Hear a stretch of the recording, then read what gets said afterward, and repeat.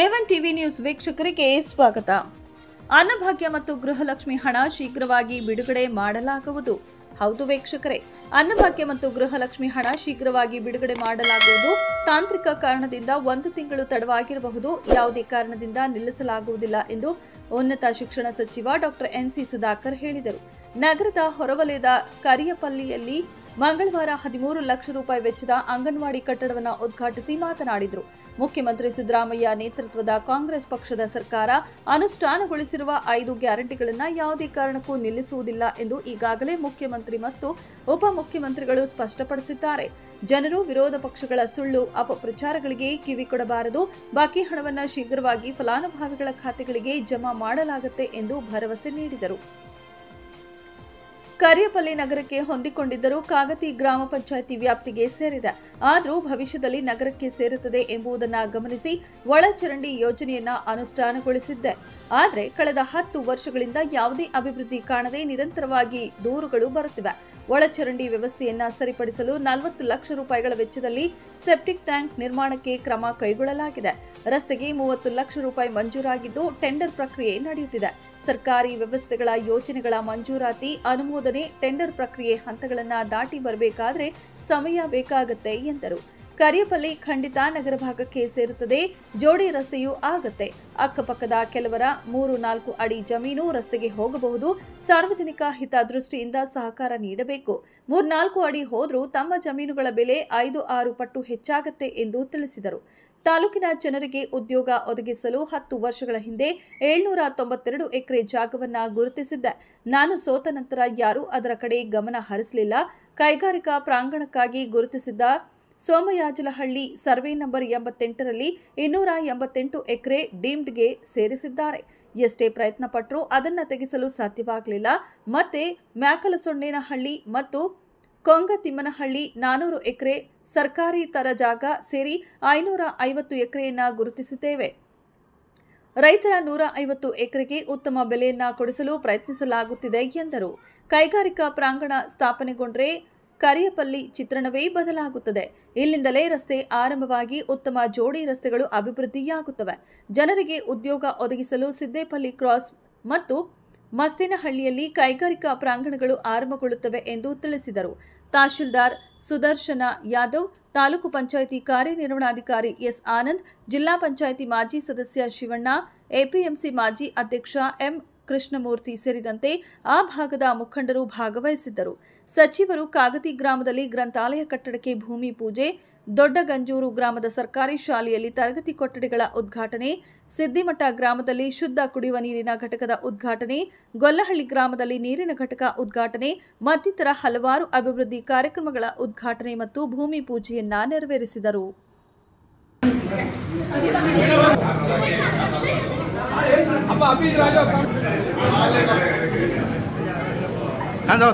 ಅಲ್ಲ ಮೇಡಮ್ ಅವ್ರು ಕಾಣಿಸಿಲ್ಲ, ಸ್ವಲ್ಪ ಯಾಕೋರಿ ಎಲ್ರಿಗೂ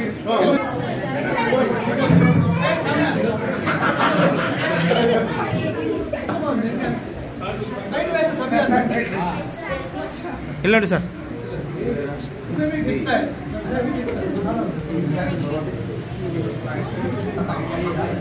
ಸ್ವಲ್ಪ ಹಿಂಗೆ ಸೈಡ್ ಎಲ್ಲಾದ್ರೂ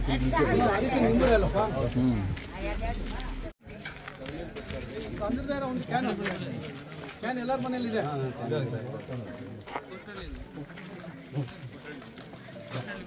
ಸುರೇಶ್ ಎಲ್ಲರೂ ಮನೆಗೆ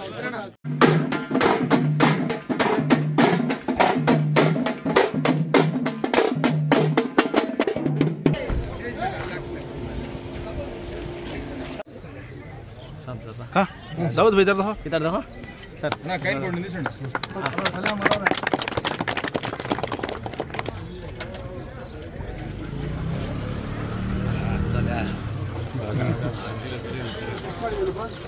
सर नमस्ते sir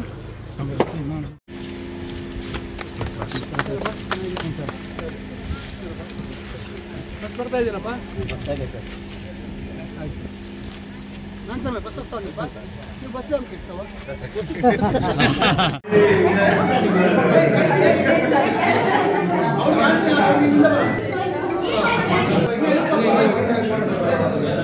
No, ready na? Jere mana?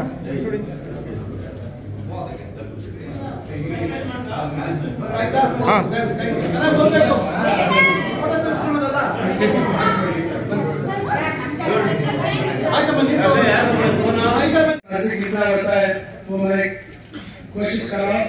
अभी सिटी मठ में पूरा नया टीम रहता है, इसीलिए पहले इधर दिया है और अभी पड़वाड़ी में जा रहा है, उधर अभी नया बनने का शुरुआत करने को उधर जा रहा है। अभी ऐसे सभी हमारा कस्बा में हमारा तालुक में कर रहा है। अभी कुछ रोड जन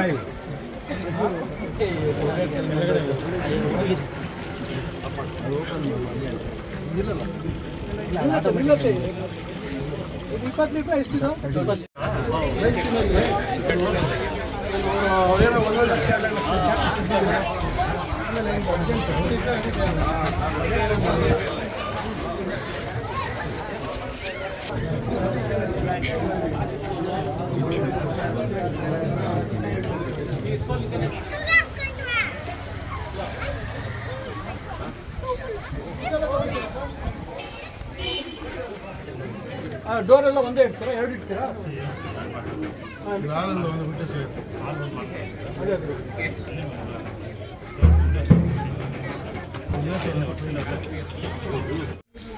ಶುದ್ಧ ಕುಡಿಯ ನೀರಿನ ಘಟಕದ ಉದ್ಘಾಟನೆ ಕಾರ್ಯಕ್ರಮದಲ್ಲಿ ಗ್ಯಾರಂಟಿ ಸಮಿತಿಯ ಅಧ್ಯಕ್ಷರಾದಂತಹ ಮುನ್ನಣ್ಣಪ್ಪನವರೇ,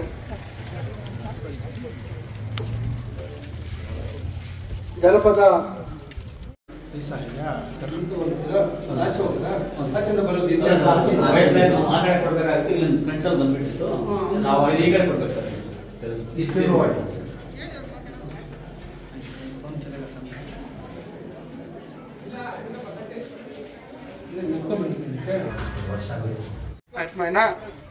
రైతులకు కూడా మొన్న కొంచెం ఘోషణ చేసిండారు పరిహారము.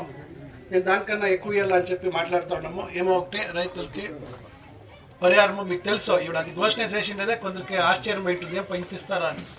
ఏం బాబా సత్యమామన లేదా దాన్ని ఇంకా దానికి మంచి పరిహారం రైతులకి ఇవ్వాలని చెప్పి కొల్లాడి అవన్నీ నేను డీటెయిల్గా చెప్పే కాయలే.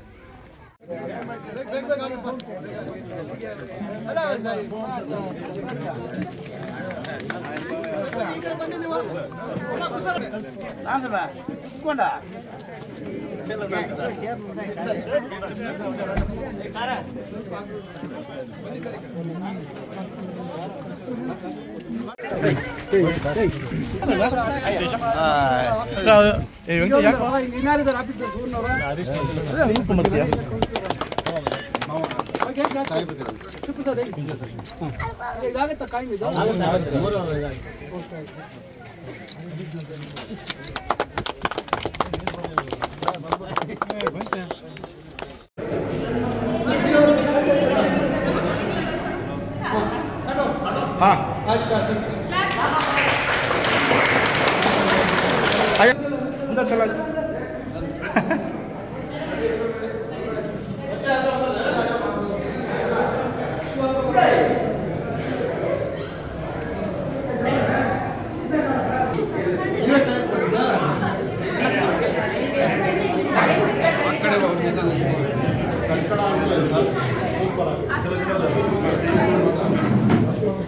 ಗೃಹಲಕ್ಷ್ಮಿದು 2 ತಿಂಗಳದೇನು ಬಾಕಿ ಇದೆ, ಅಕಸ್ಮಾತ್ ಅದೇನಿದೆ ಅದು ಬಿಡುಗಡೆ ಮಾಡ್ತೀವಂತ. ಯಾವುದೂ ನಿಮಗೆ ಬಿಡುಗಡೆ ಆಗ್ದಿರಾ ಸಾಲ, ಅಕಸ್ಮಾತ್ 1 ತಿಂಗಳು ತಡ ಆಗ್ಬೋದು ಬಿಟ್ಟರೆ ಯಾವುದೇ ಆಗಲಿ ಅದನ್ನು ನಿಲ್ಲಿಸುವಂಥದ್ದಿಲ್ಲ ಅಂತೇಳಿ ಸ್ಪಷ್ಟವಾಗಿ ಹೇಳಿದ್ದಾರೆ. ಇಷ್ಟೆಲ್ಲ ನಾವು ಮಾಡ್ತಾ ಇದ್ದೀವಿ. ಆದರೆ ಇದು ತೆರೆಪಲ್ಲಿ ಗ್ರಾಮದ ಅಂಗನವಾಡಿ ಕಟ್ಟಡದ ಉದ್ಘಾಟನೆ ಕಾರ್ಯಕ್ರಮದ ವೇದಿಕೆಯಲ್ಲಿ ಉಪಸ್ಥಿತರಿರುವ ಅದಕ್ಕೆ ಅಧ್ಯಕ್ಷರಾಗಿರ್ತಕ್ಕಂಥ ಹೆಣ್ಣು ವೆಂಕಟಲಕ್ಷ್ಮಮ್ಮ ಅವರೇ,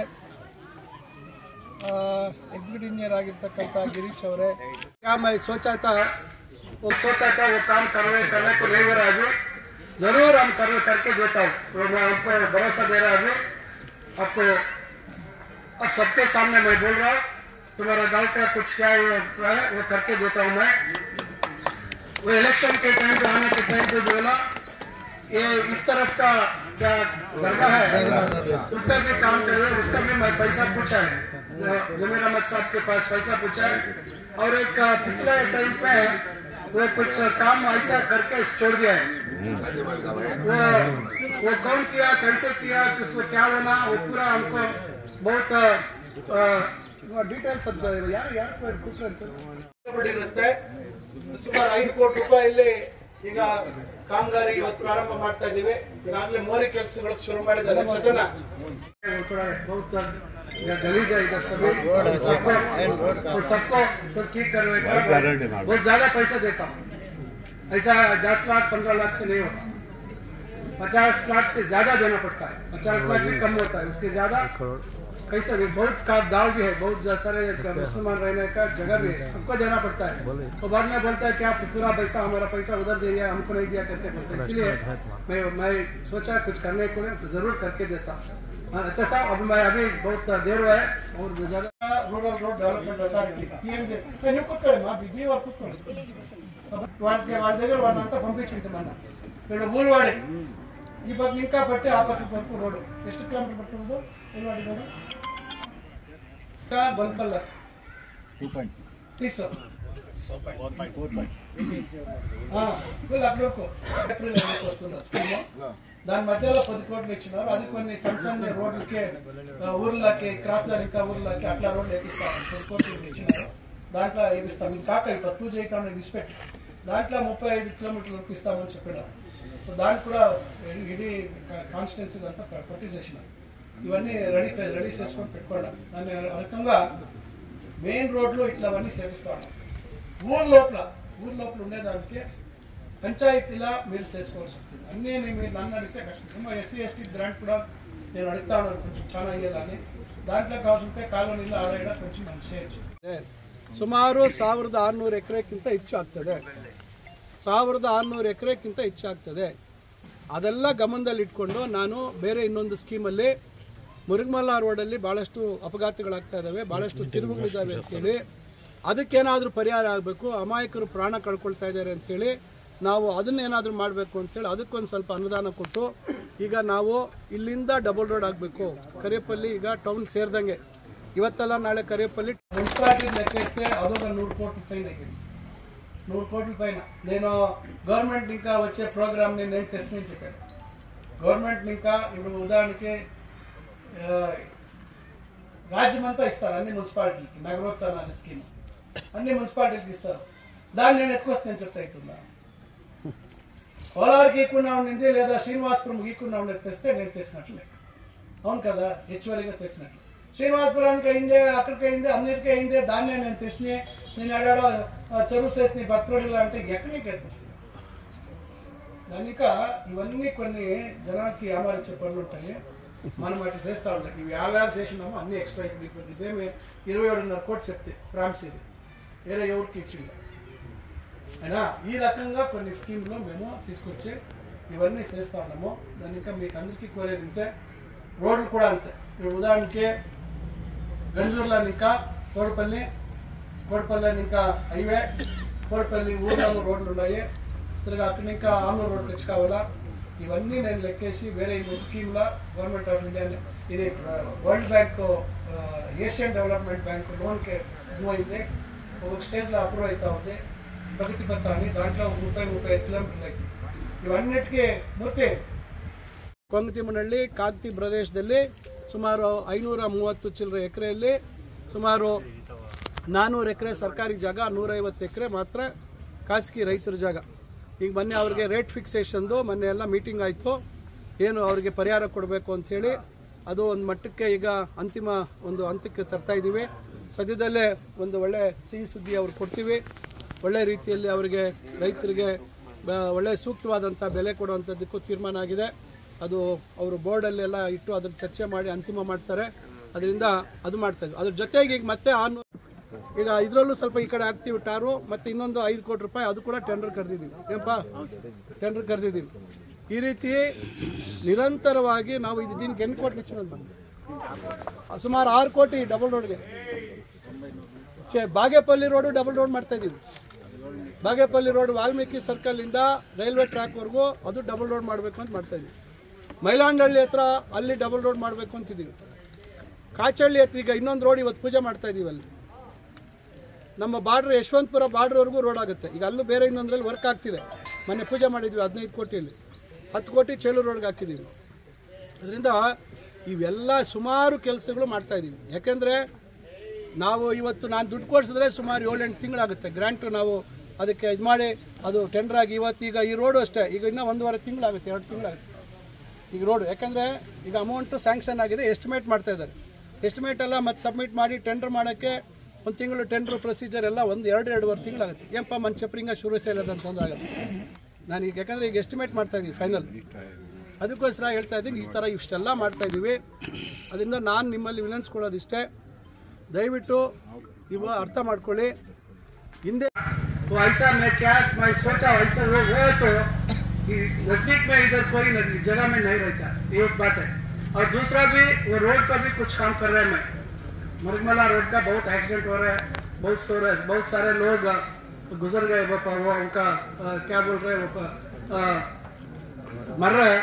वो सभी वो अवॉइड करने के लिए वो रास्ते के कुछ काम भी मैं कर रहा हूँ. और उधर इंडस्ट्री भी आ रहा है. मरगमला रोड से शुरू होकर उस तरफ पीछे से जाके कागती के पीछे जाके उधर चेलूर रोड तक जाता है.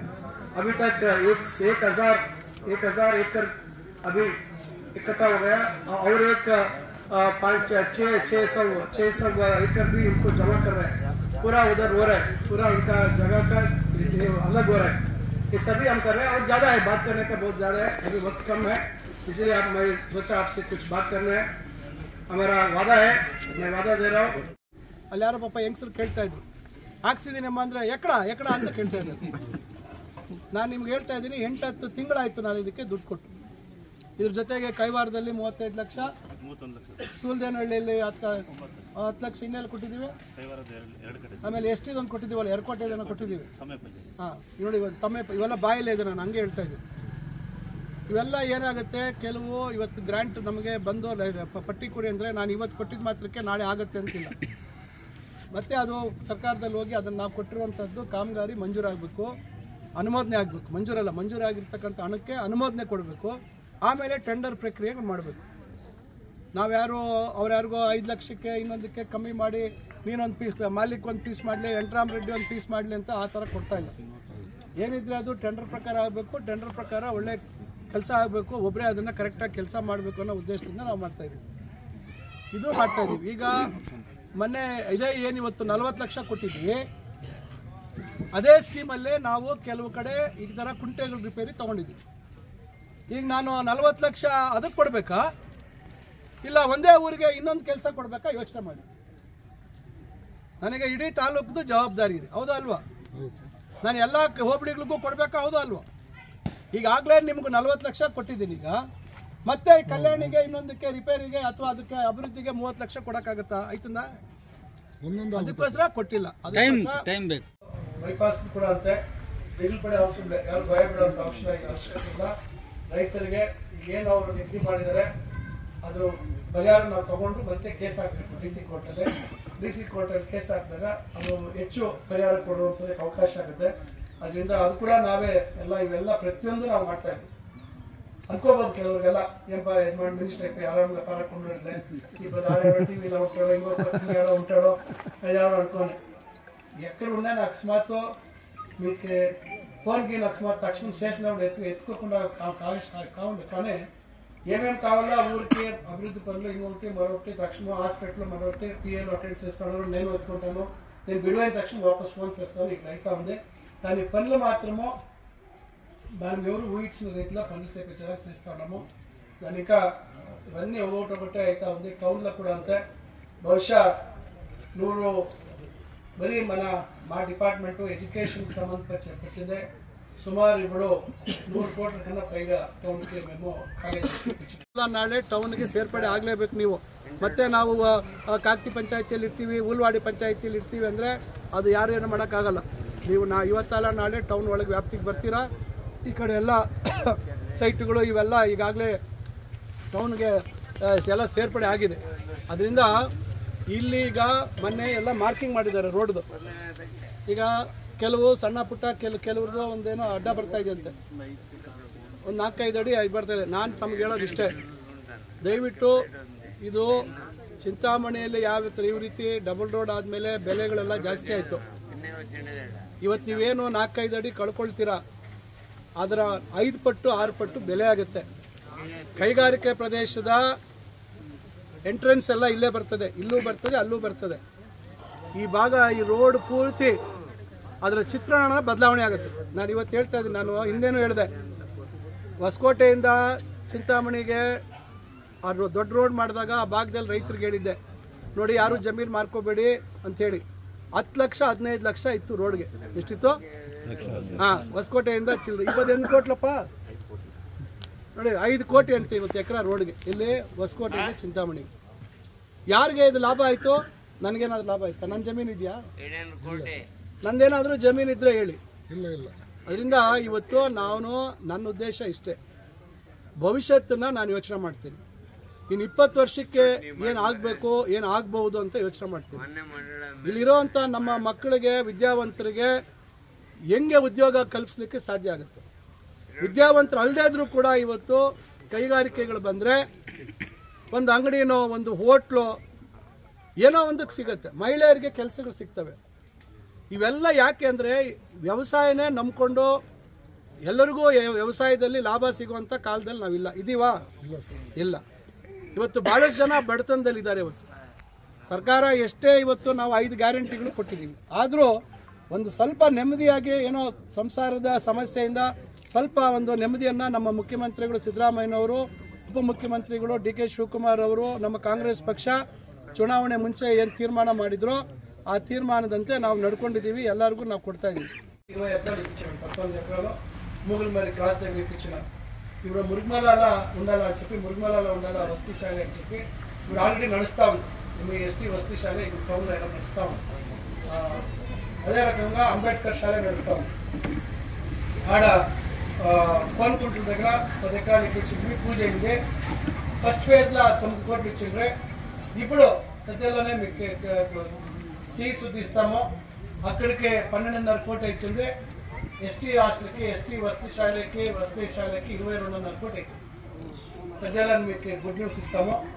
అది వారం కావచ్చు, 14 కావచ్చు, అట్లా టీ శుద్ధి ఇస్తాను. తిరగా మురుగుమల్లకి దర్గా అభివృద్ధి, హిందువులు ముస్లిమాన్లు అందరూ పోతారు మురుగుమల్లకి. 32 కోట్లు, 31 కోట్లు 90 లక్షలు చిల్లర.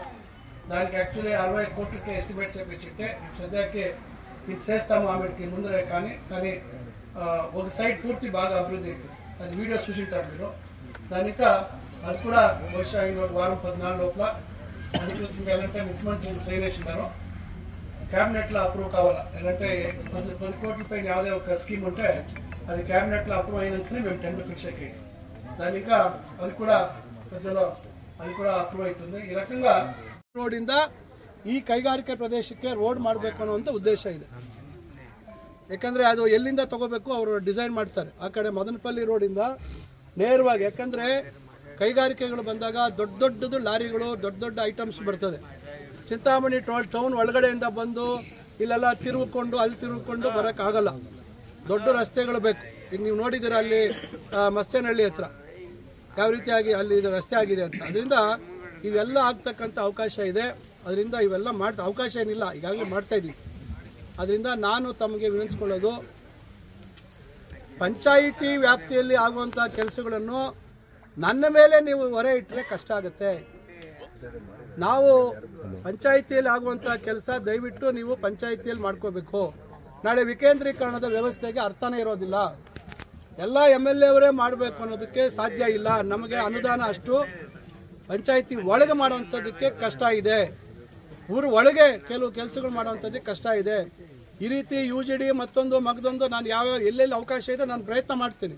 ಆದರೆ ಮಾ ಇಂటి ಮುಂದೆ ರೋಡ್ ಎಲ್ಲ ಹಿಂಗೋಟೆ ಎಲ್ಲ ಅಂದರೆ ನಾನು ಟಾರ್ ರೋಡ್ಗಳು ಹಾಕ್ಸ್ಬೇಕು, ಮೇನ್ ರೋಡ್ ಹಾಕ್ಸ್ಬೇಕು. ಈಗ ಚೇಳೂರು ರೋಡ್ದು ಪೂಜೆ ಮಾಡಿದ್ವಿ, ಫಾರೆಸ್ಟ್ ಡಿಪಾರ್ಟ್ಮೆಂಟ್ದು ಮರ ಕಟ್ ಮಾಡೋದು ಸಮಸ್ಯೆ ಉದ್ಭವ ಆಯಿತು. ಅದಕ್ಕೆ ಯಾರು ದುಡ್ಡು ಕಟ್ಟಬೇಕು ಅಂತ ಸಮಸ್ಯೆ ಆಯಿತು. ಸುಮಾರು ನಾನು ಪೂಜೆ ಮಾಡಿ 3 ತಿಂಗಳಾಯಿತು. ಇಷ್ಟೊತ್ತಿಗೆ ಕೆಲಸ ಆಗೋಬೇಕಾಯ್ತು. ಈಗ ಮೊನ್ನೆ ನಾನು ಗಲಾಟೆ ಮಾಡಿ ಎಲ್ಲ ಮಾಡಿದ ಮೇಲೆ ಈಗ ಫಾರೆಸ್ಟ್ ಅವ್ರಿಗೆ ದುಡ್ಡು ಬಿಡುಗಡೆ ಆಗಿದೆ. ಅವರು ಬೆಂಗಳೂರಿಗೆ ಅಪ್ರೂವಲ್ ಕಳಿಸಿದ್ದಾರೆ. ಅದು ಮರ ಕಟ್ ಮಾಡಿದ್ಮೇಲೆ ಈ ಕೆಲಸ ರೋಡ್ ಕೂಡ ಏನು ಡ್ಯಾಮೇಜ್ ಆಗಿದೆ ಆಗ್ತದೆ. चलो सबसे पूछा और आपका एक बड़े काम हम कर रहे हैं। आप सबका मुसलमान का भी, हमारे हिंदुओं को भी मुरुगमला बहुत पसंद नहीं को बहुत हमें उसके ऊपर बहुत भरोसा करके जाता है ना हमारे बाबा जान का बस मेरा 20 साल का ये हमारा क्या बोलता है वो क्या बोलते हैं सपना 20 साल का सपना था हमारा 20 साल का सपना था हमारा। मैं वीडियो में देख रहे थे सभी हमारे दोस्त लोग मक्का मदीना जाके आ रहे थे तो उधर कैसा सहूलत है करके देखने को मैं सोच रहा था वो टाइम पे इसको कुछ करना है करके 20 साल पहले मैं पहला बार विधायक बनाया ना 2004 में तब से मैं उनका वो सोच रहा था। किसी कुछ लोग से मैं पूछा था नाम नहीं ले रहा मैं वो उनका हमारा मदद नहीं मिला। बाद में हम मुमताज अली खान साहब से भी पूछा वो बिना मेरे को पूछ के 4 करोड़ उधर वेस्ट कर दिया कुछ दुकानें बना के वेस्ट कर दिया उधर। उस दिन सुबह हमको आ रहे बोल के तुम इधर आओ कुछ कर रहे कर दिए पहले बोल गया तो मैं रुकवाट कर रहा था ऐसा नहीं करना वो अभी पूरा वो दुकान बना के ऐसा वेस्ट हो गया। अभी हमें इस बार हमारे टाइम पे मैं आया था इधर ही करके मैं भाषण कर रहे थे कि इधर का हालत मैं देख चुके थे उधर मुल्क का सभी का हालत देख चुका उसी टाइम पे मैं सोचा कुछ करना है सिद्धि मठ को थोड़ा अलग से काम करवाना करके सोचा था। मैं खुश हुआ था मराठी डिपार्टमेंट में हमारा कॉन्स्टिट्यूंसी का तालुक को 5 करोड़ दिया है।